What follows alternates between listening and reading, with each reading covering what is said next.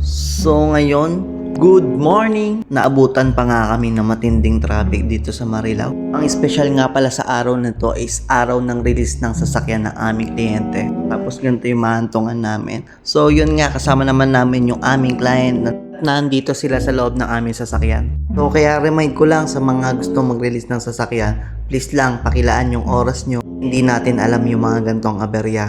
Kaya to be honest, medyo matagal din talaga ang releasing. Mga process din kasi yun. Mamaya papakita ko sa inyo kung ano yung mga ginagawa sa dealer, kung bakit kailangan natin maglaan ng oras. 3 to 4 hours nga pala yung pag-release ng sasakyan.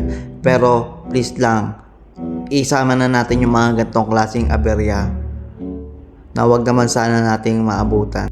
Para lang makasigurado tayo na walang iinit ng ulo sa oras na madelay man ang release ng ating sasakyan. So ito na nga, simulan na natin sa pag-release ng mga dokumento.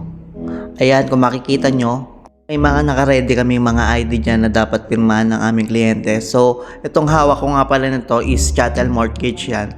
So, which is ito yung mga pinipirmahan na kontrata sa bangko na mahalaga talaga kasi nga nilaloan natin yung unit. Then, yung bangko yung nagpipinance ng loan na unit na para sa atin. Kung mahalagang pirmahan to dito sa dealership, pasensya na po kung di namin kayo mapagbigyan. Minsan na ilabas yung documents kasi nga medyo confidential din to at bawal ilabas sa dealership. So ayun nga, kina-check din namin to ng mabuti para nga wala masyadong aberya.